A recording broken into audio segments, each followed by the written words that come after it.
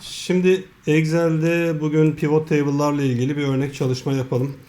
Örnek dosyayı isterseniz indirin. Vidoport.com eğitim.xtsx dosyası.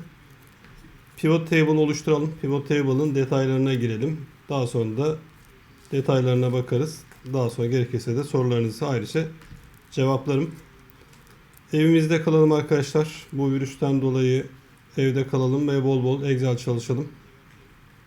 Gerek YouTube üzerinden gerek Vidoport üzerindeki Excel eğitimlerini izleyerek Excel'de kendinizi eksik hissettiğiniz, iş çalışırken en çok zorlandığınız konuları hazır bu boş zamanda tamamlamanızı dilerim. Münir Bey, evet okudum. Teşekkür ederim. Hep beraber gelişelim. İzzet Bey, okudum. Evet. Örnek dosyayı indirdiyseniz pivot table'larla başlayalım. Sayfa 1'e geçelim. Pivot table'lar bildiğiniz gibi hızlıca raporlamalar yapmak için kullandığımız bir özellik. Elimizde düz bir liste var. Excel'in en sevdiği liste türü bu arkadaşlar. Bu şekilde olması, pivot table'ların olması. Pivotlar oluşturabilmemiz için öncelikle her sütunda mutlaka başlığın olması lazım. Buna çok dikkat edin. Oluşturduğumuz tablolarda da zaten başlıklarımızı mutlaka koymamız lazım. Daha sonra pivot oluşturmak için yapmanız gereken gayet basit. Şimdi bir anlam bütünlüğü de olması lazım arkadaşlar. Burası tarih ise hepsinin tarih olması gerekir. Satış temsilcisi ise bunların hep satış temsilcisi olması gerekir.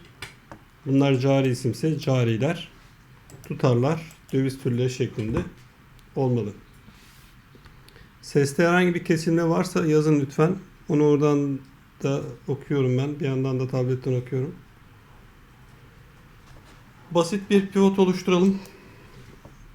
Pivot oluşturmak için ekleye geliyoruz. Önce şuna dikkat edin. Her sütunda başlığımız var mı? Var. Bazen arada boş sütunlar olur. Buna çok dikkat edin. Arada gizlediğimiz bir sütun olur. Şu şekliyle. Boş bir sütun vardır ama siz bunu gizlemişsinizdir. Bunu gizlediğiniz için de pivotu oluşturamayız. O yüzden boş sütun olmaması lazım. Buna dikkat edin. Veya mutlaka buraya bir başlık ifadesini, eğer silemiyorsanız da mutlaka bir başlık koyun. Pivot oluşturalım. Bunun için ekle sekmesine geleceğiz. Pivot table'ı seçeceğiz. Şimdi burada şu kararı vermek zorundayız. Eğer tablomuzda arada boş satırlar, boş sütunlar varsa bunları temizlemeniz lazım. Ondan sonra pivot oluşturabiliriz.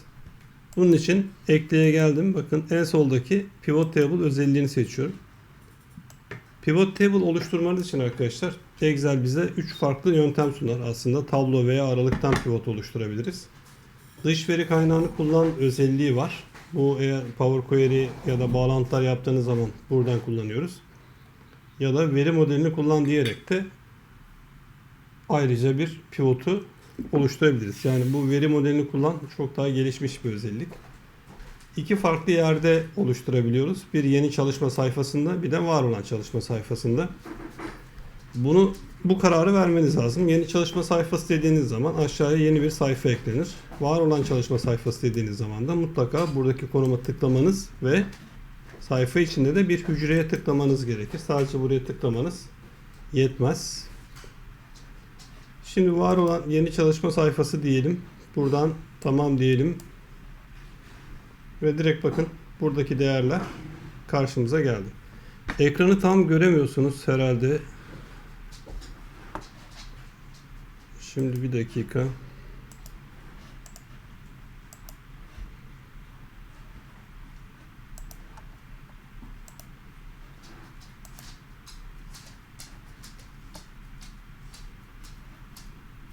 Ekran çözünürlüğünü ayarladım. Evet herhalde şimdi tam. Evet herhalde şimdi tam ekran oturdu. Oğuzhan hocam merhaba. Gördüm yazdığınızı. Bir ara beraber bir eğitim çekelim. Oğuzhan Bey, Excel eğitmeni arkadaşımız, meslektaşımız. Onun da YouTube kanalı var. Onu da takip edebilirsiniz Excel eğitimleri konusunda. Şimdi buradan tablomuzu oluşturmak için geldiğimizde bakın öncelikle çok basit bir pivot oluşturalım. Oradan pivotun detaylarına yavaş yavaş girelim. Cari isimlerin üzerine geliyoruz. Cari isimleri buradan tuttum. Buradaki kutulara tıklamayın arkadaşlar. Bu kutular tıklamak için var ama her zaman doğru yere gitmiyor. O yüzden cari isminin üzerine geldiğinizde bu yeşil şerit gelir. Bu yeşil şeriti tutun ve satırlar yazan yere getirin bırakın. Bunu yaptığınız zaman bakın cari isimlerin hepsinin buraya geldiğini görürsünüz. Sanki sayfa 1'e geldik. Bu cari isimlerini buradan tuttuk.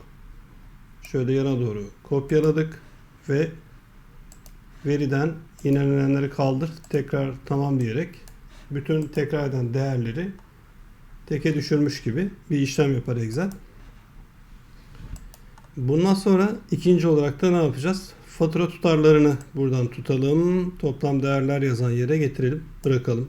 Bakın toplam fatura tutarlarımız da geldi. Buradaki rakamların üzerinde bunları seçtikten sonra rakamları binlik basamaktan ayırmak için sağ buton numara biçimi ya da hücre biçimlendir, sayı, binlik ayrıcını kullanı seçebilirsiniz.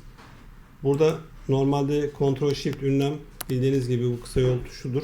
Binlik basamaklarını ayırmak için kullandığımız bir yöntem.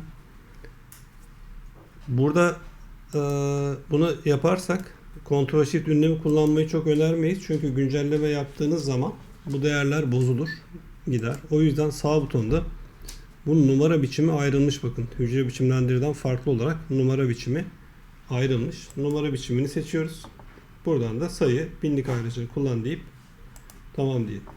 Şimdi burada tabii arkadaşlar bu tabloda dikkat etmeniz gereken bazı konular var. Mesela burada döviz türleri var. Şimdi döviz türleri burada olduğu zaman bu toplamlar yanlış olur. Buradaki cariler, değerler buradan yanlış olur. Bunun için döviz türünü de sütuna koyduğumuz zaman şöyle daha doğru, daha değerli toplu bir rapor oluyor. Fakat buradaki genel toplam yanlış. Çünkü niye? Euro'yu, TL'yi ve doları toplayıp buraya yazdı. Alttaki genel toplamlar doğru. Bunlar doğru ama sağda gördüğünüz genel toplamlar yanlış. Bu yerleşime göre karar vermeniz gereken bir konu. Buradan bakın döviz türünü cari isminin altına aldığınızda bu sefer buradaki şu üstteki alt toplamlar yanlış oldu. Bunları toplayıp buraya yazdı gibi. Bunlara bakacağız. Buradaki genel toplamı kaldırmanız gerekirse tamamı bunun tasarım sekmesine geldiğinizde şuradan pardon. Tasarım sekmesine geldiğinizde şurada genel toplamlar özelliği var bakın. Satırlar için açık, sütunlar için açık, kapalı gibi seçeneklerimiz var. Bunun kolay yolu da şu. Genel toplam yazısının üzerine gelin. Şuradaki genel toplam yazısının üzerine gelin. Bunu kaldırmak istiyorum ben. Çünkü bu toplamlar yanlış. Buraya geldim. Sağ butona bastım. Genel toplamı kaldır dediğinizde artık buradaki genel toplamı direkt kaldırırız. Pivot Table eğitimlerimizde arkadaşlar anlattığımız eğitimlerde başımıza gelen bir olay da şuradaki sağda gördüğünüz alanın kaybolması. Bu normalde Pivot Table'ın içine tıkladığınız zaman görünür. Ama dışarı tıkladığınız zaman kaybolur bakın bu şekliyle. İçine tıkladığınız zaman tekrar gelir. Bunu eğer X'ten kapatırsanız içine de tıklasanız dışarıda tıklasanız gelmez. O zaman da bunun içine tıklayıp sağ butona bastığınızda alan listesini göster diyerek bunu göstermeniz gerekir. Sonra aramayın bu alan listesi nerede vardı göremiyorum diye. Aramayalım. Burada durur. Pivot table'larda tabii ki çok geniş bir özellik, gelişmiş bir özellik pivot table'lar. Birçok e-topla işlevinin görevini çok hızlı şekilde görüyor ama birçok e-topla işlevinin yerini tutmaz. Onun yeri ayrı, bunun yeri ayrı. Burada şöyle pivot table analizine gelelim yukarıdan. Eğer 2016 kullanıyorsanız, 2019 kullanıyorsanız burada gelir pivot table analizi. 2010-2013 gibi kullanıyorsanız şu yukarı tarafa gelir. Çözümle seçenekler diye görürsünüz. Çözümleye bastığınız zaman eğer şu üst tarafta çözümleye bastığınız zaman veya burada pivot table analizini gördüğünüz zaman 2010 kullanıyorsanız da seçenekler diye gelecek. Şurada dilimleyici ekle diye bir seçeneğimiz var. Buradan da temsilciye ekleyelim. Satış temsilcisini. Tamam diyelim. Buradan bakın şöyle tıkladığınız zaman bunların artık Veli Yılmaz'ın satışlarını buradan direkt görürüz. Burada arkadaşlar şöyle bir detay var. Mesela şu sütunların genişlemesine dikkat edin. Bakın genişlik ve daraltmasına dikkat edin. Rakamların büyüklüğüne küçüklüğüne göre bu sütunlar genişliyor. Bunu şöyle yapalım. Sabit hale getirelim, genişlemesin. Şu yukarıdaki filtreyi temizleye bastığınızda en geniş şekline gelir pivot table. Onun için pivot table'ın içine geliyoruz. Buradan sağ butona basıyoruz ve pivot table seçenekleri kısmına gelelim. Buradan da sütun genişliklerini güncelleştirmelerde otomatik sığdır ifadesini bunu seçiyoruz. Kaldırıyoruz. Tamam diyelim. Artık bastığınızda bakın sütunların genişlemediğini görürsünüz. Bu gayet de güzel bir özelliktir. Şu sütunların genişlemesini engelledik. Şimdi buradan basitçe bir raporlama yapalım.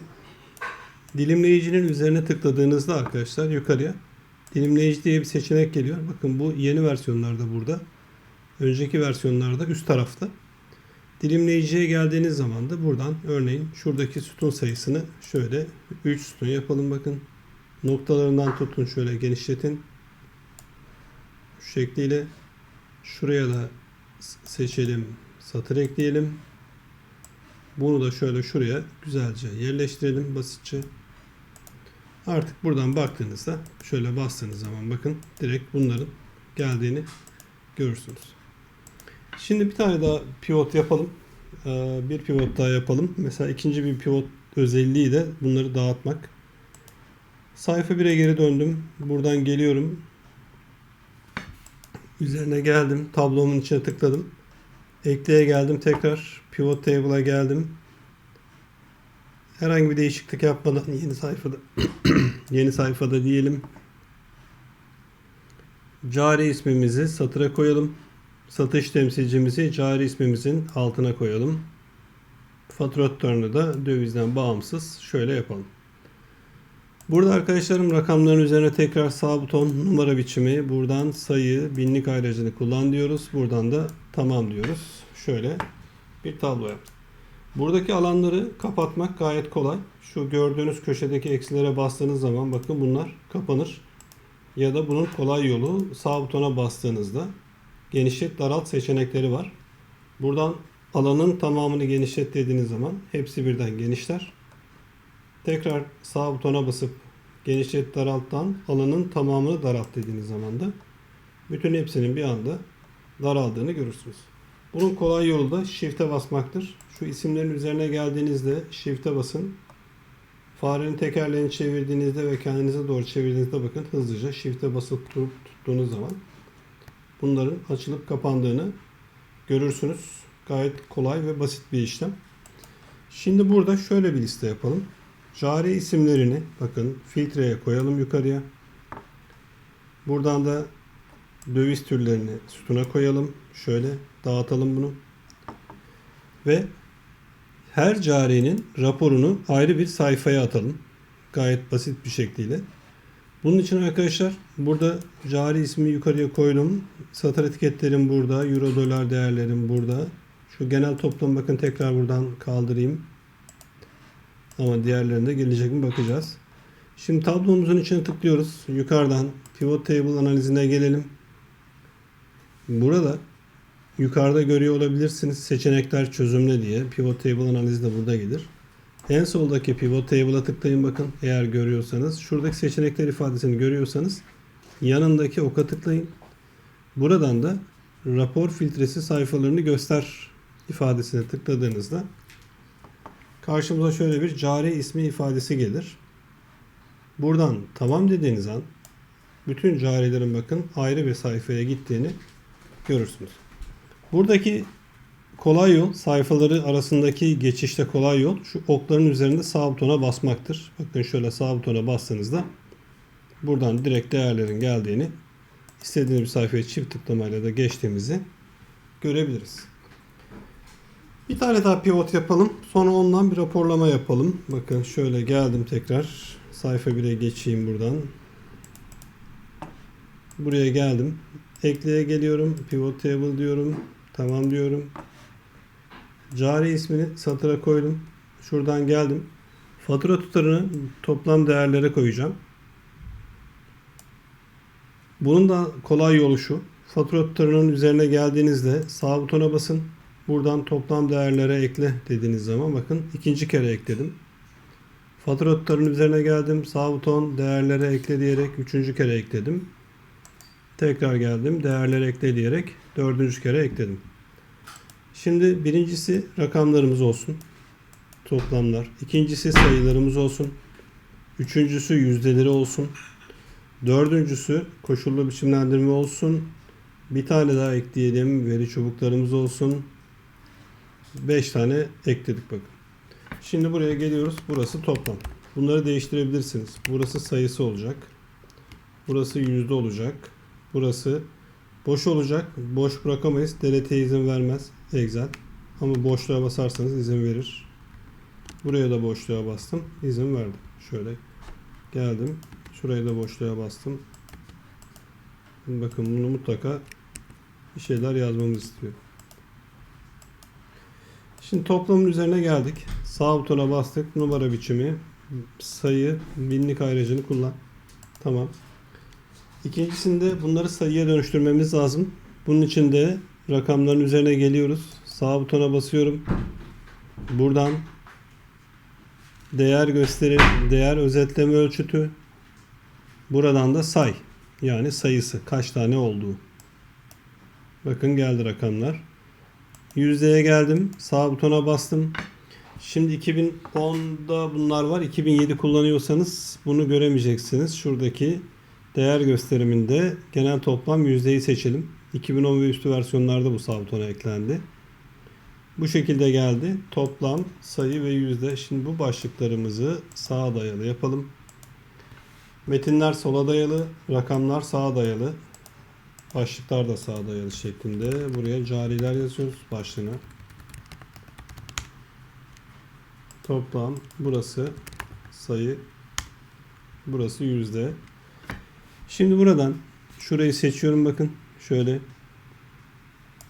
sağ butona bastık. Yok, sağ butona gerek yok. Koşullu biçimlendirme, veri çubukları. Buradan da diğer kurallar. Buradan yalnızca çubuğu gösteri seçelim. Tamam diyelim. Şöyle çubuklarımız gelsin. Buraya. Şimdi şuradaki rakamı gizlememiz lazım. Bunun için de tabi bakın buradaki rakamı gizleyelim. Silemeyiz bunu, delete'ye basıp. Yazı rengiyle aynı yapabilirim. Zemin rengiyle yazı rengini aynı yapabilirim. Onun yerine sağ butona basalım. Buradan numara biçimine gelelim tekrar. İsteğe uyarlanmışa gelin. Şimdi yapacağımız işlem buradaki değeri gizleyecek. İsteğe uyarlanmışa geldikten sonra genel kısmına gelip 3 tane noktalı virgülü koyalım. Tamam dediğimizde bakın burayı gizledik. Şöyle açabiliriz istediğimiz gibi. Şimdi buraya gelelim. Şöyle seçtim burayı. Tekrar. Koşullu biçimlendirme, renk ölçekleri. Şuradaki yeşil beyazı seçiyorum. Bu da yoğunluğun nerede olduğunu aslında bize bir nevi gösteriyor. Bunun için de burayı da gizleyeceğiz. Sütunu seçin şöyle komple. Sağ buton hücre biçimlendir. İsteğe uyarlanmış. Genelden 3 tane noktalı virgül yapıp tamam dediğinizde bakın burayı da rakam ve yazıları da gizleriz. Şöyle de daraltalım. Ve bunu şöyle ikili sayının toplamın yanına alalım hemen. Şu sıraya getirelim. Şunu tekrar genişlettiğinizde bakın şöyle gelir. Şurası niye beyaz diye baktım. Rakamların değerlerine göre orası toplam içinde küçük kaldığı için en küçük değer herhalde orası. Evet, en küçük değer orası. Beyaz. Beyazdan koyu yeşile doğru gitti. Bakın basit bir dashboard arkadaşlar bu. Elinizde yeter ki bir liste olsun. Yani şu şekliyle sayfa 1'dekine benzer bir liste olsun. Bunu buradan rahatlıkla yapabiliyorum. Şimdi tekrar çözümle seçeneklerden ya da pivot table analizinden dilimleyici ekle diyelim. Temsilcisini ekleyelim bakın. Bunu da şöyle yapalım. Tekrar sağ butona basıyorum. Pivot table seçenekleri. Sütun genişlemelerini otomatik sığdıra tamam diyelim. Artık baktığınızda bakın şöyle hepsi otomatikman değişiyor. Şunu da isterseniz şöyle genişletebilirsiniz. Tablo boyutuyla aynı olacak şekliyle.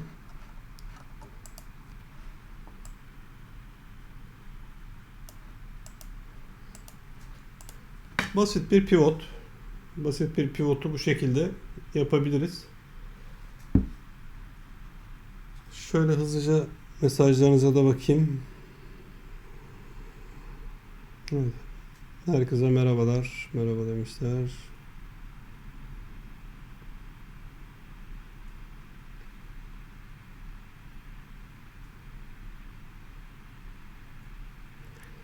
Oğuz Bey'in bir sorusu var. Excel ile Access arasında karşılaştırmalı bir video diye. Excel varsa Access'e ihtiyaç var mı? Bu veriye bağlı Oğuz Bey. Yani bana sorarsanız çok yok şu an için. Yavaş yavaş kalmıyor ama eğer yüksek veri varsa gerekli oluyor.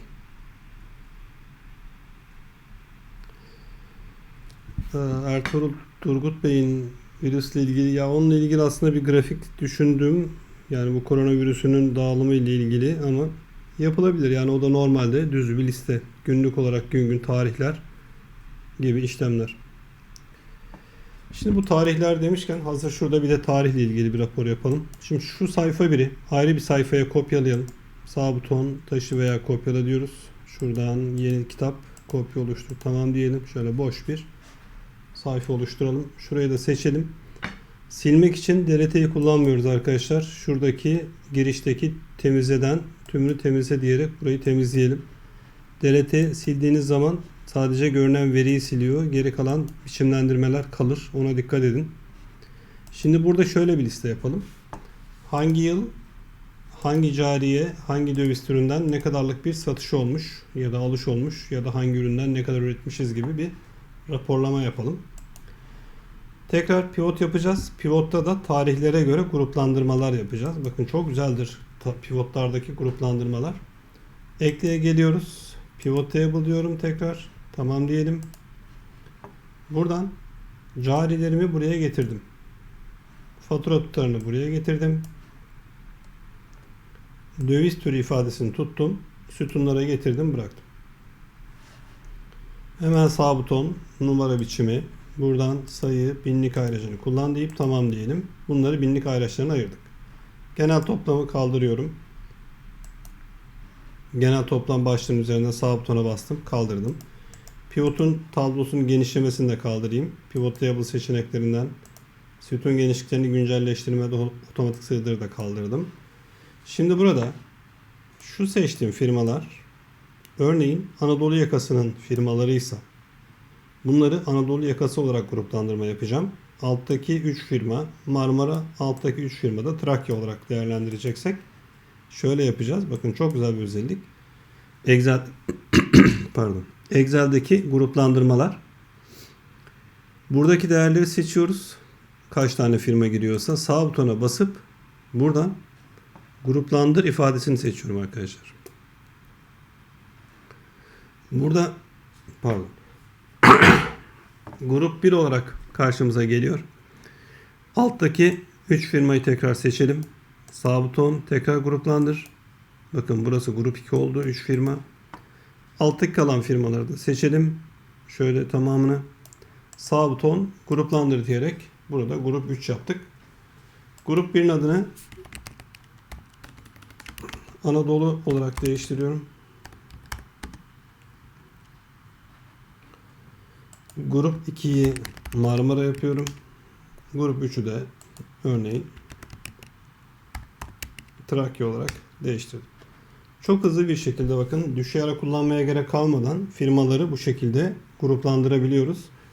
Bunları istersek sağ butona basıp genişlet daralttan alanın tamamını daralt diyerek daraltıyorum. Ya da istersem sağ butona basıp genişlet daralttan alanın tamamını genişlet diyerek genişletiyorum. Ya da kısa yolu neydi? Shift'e basıp isimlerin üzerinde sağ butona bastığınız farenizin tekerleğini kendinize çevirdiğinizde veya karşıya çevirdiğinizde bakın bu açma kapama işlemlerini rahatlıkla yaparsınız.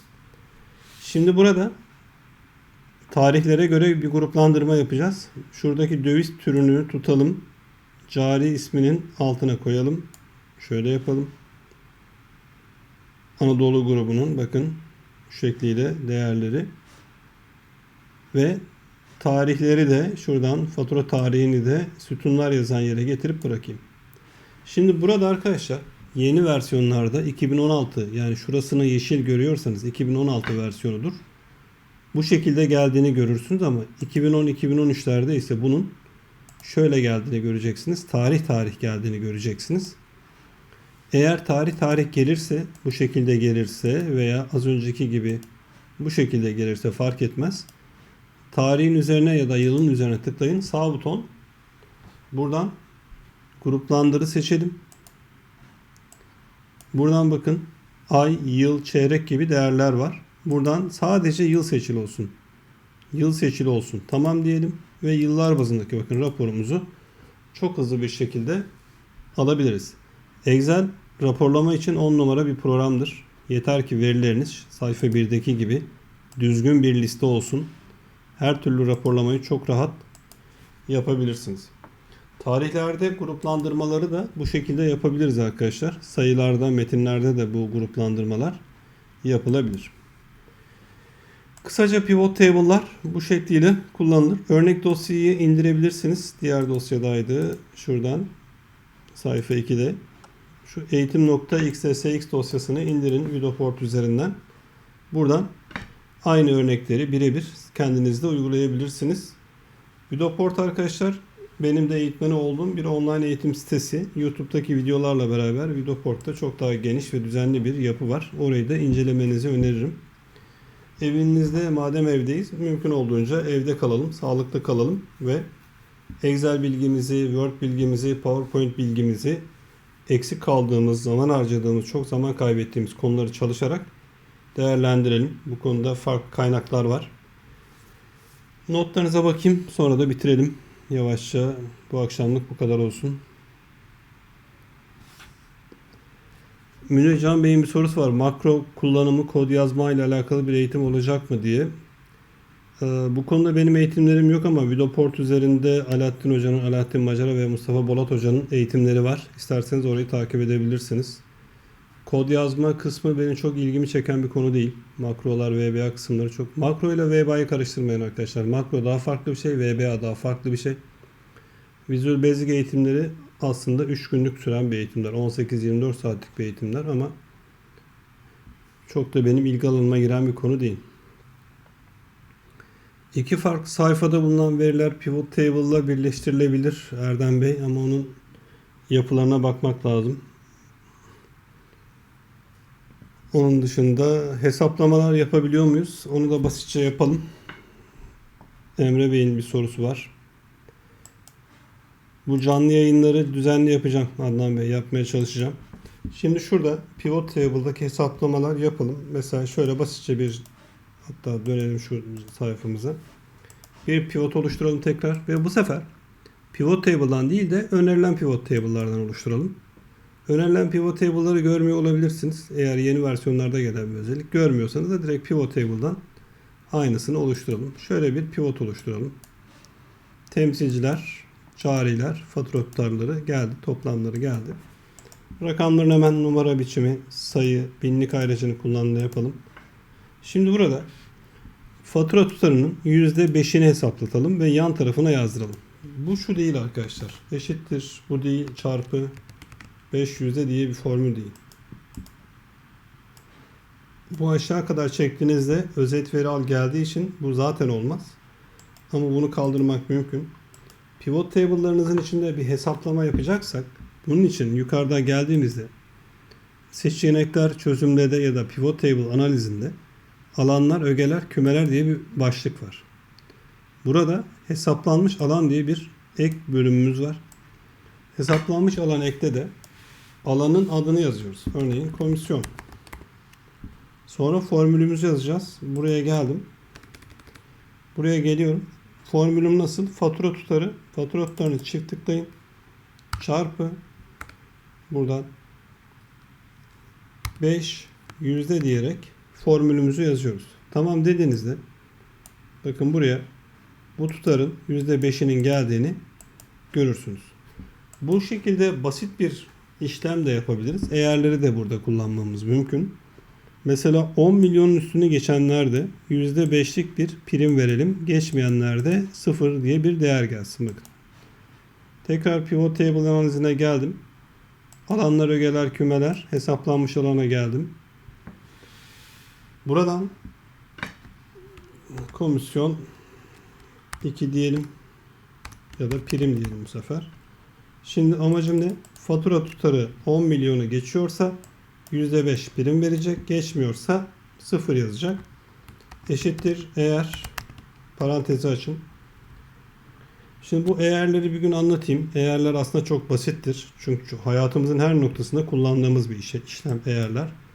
Ve bütün eğerleri yazmak için çok karışık bile olsa eşittir deyin. Eğeri yazın, parantezi açın. Sonra şartınızı verin. Fatura tutarı büyük 10 milyon 10 1 2 3 1 2 3. Bakın bunun yerine geliyorum şuraya. 10 6. Yani 10 ifadesinden sonra 6 tane 0 koy. Bakalım yiyecek mi, kabul edecek mi deneyeceğiz. İse ne yapacak? Fatura tutarının %5'ini bulacak. Değilse 0 yazacak. Noktalı virgül koyuyorum aralarına. Tamam diyelim. Bakın direkt buraya formülü hesapladı ve getirdi. Bunu normalde şöyle yazayım. Şöyle açıklayayım. Ctrl C ile bunu kopyalayalım. Yapıştıralım. Ctrl Shift ünlemle buraya binlik basamaklarını ayırdım. Eşittir eğer, şöyle eşittir eğer yazın, parantezi açın. Şartımız nerede? Bakın şu değer. Hangi hücrede olduğunu bakmaya, görmeye gerek yok. Fareyle tıkladığınız zaman Excel zaten onun hücre adresini getirir. G4'teki değer aynen okuduğunuz gibi, söylediğiniz gibi yazın. Eğer, aç parantez, G4'teki değer büyük 10E6 10 milyon ise ve değilse yerine noktalı virgül koyun sadece. Ne yapacağım? G4'teki değerin, yani bu değerin %5'ini hesapla. Değilse 0 yaz. Parantezi kapat. Enter'a bastığınızda ve bunun altına doldurma kulpuna çift tıkladığınızda Ctrl Shift ünlemede bastığınız zaman bakın bunların binlik basamaklarına ayrıldığını ve hesaplamaların yapıldığını görürsünüz. Eğerleri bir akşam inceleyelim. Eğerler basit, eğerler, iç içe eğerler, yeni versiyonlardaki çok eğerler kurallarını beraberce işleyelim. Tablolarımızda pivot table'larımızı bu şekilde arkadaşlar oluşturabiliriz. Daha detayına girilebilir. Mesela bu şekilde bir liste yaptığınızda şuradan şu döviz türünü bir dışarı atalım. Bakın şu yapılandırmalar nasıl yapılıyor? Dikkat edin. Anadolu'nun altında bakın biraz daha işten başlamışlar. Seviyelendirmeler. Bunun tasarım seçenekleri buradaki tasarımlardan gelip şuradaki rapor düzeninden kullanmak gibi seçenekler var. Bunları buradan kullanabilirsiniz. YouTube kanalı üzerinde birçok sayıda pivot table ile ilgili eğitim var. Farklı eğitimler var. Vidoport üzerinde de ayrı bir settir pivot table'lar. Onları da inceleyebilirsiniz. Normal bir listede de zaten yapmamız gereken, yani şu listeyi şöyle Ctrl A ile kopyalayalım. Buraya gelelim. Sağ buton değer yapıştıralım. Başlıklarımı seçeyim. Şuradan örneğin şöyle hemen vereyim. Mesela burada da bu tabloları hazırlarken örneğin şu alttaki isimler Cihan Demirci'nin değeri ise buradan şöyle biraz daha işten başlatabiliriz. Şöyle seçtim bakın. Şunu girintiyi arttır, girintiyi azalt diye. Bunları buradan yapabiliriz. Bu değerleri ayrıca bir girelim arkadaşlar. Yani bir Excel tablosu nasıl olmalı, nelere göre planlanmalı gibi işlemleri ayrı bir eğitimde inceleyelim. Bugünlük bırakalım. Son mesajlarınıza bakayım, cevaplayayım. Bugünlük sonlandıralım. Pivot table'larla ilgili. Sorularınız olursa YouTube'da bu videonun altına yazabilirsiniz. Yorum olarak yazabilirsiniz. Mail olarak da gönderebilirsiniz. info@merbacı.com.tr ama çok yoğun mail olduğu zaman atlanabiliyor bazen. Dinamik tablodan kastımız verilerin otomatik güncellenmesi. Bakarız ona da bir gün.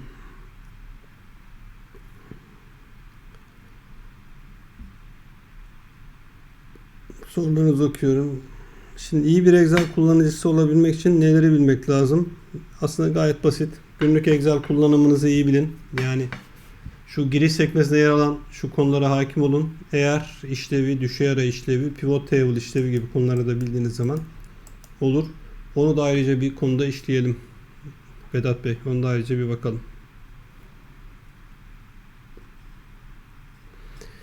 Necmi Bey'in bir sorusu var. Ömür boyu kullanabileceğim, ileri dönemde çıkan versiyonları da güncelleyebileceğim bir ofis paketi var mı? 365 paketi var. Yıllık üyelik şeklinde alırsanız ve ömür boyu ödeme yaparsanız gayet hepsini kullanabiliyorsunuz. Farklı tablolar arasında ilişki kurmayı, onu da ayrı bir eğitim yapalım. Emre Bey, orada da farklı detaylar var. Onu da yapalım. Ertuğrul Bey'in sorusu, bu koronavirüsüyle ilgili detaylı bir analiz. Onunla ilgili bilgilerin elimizde olması lazım. Yaş grubudur, ilçedir, nüfustur,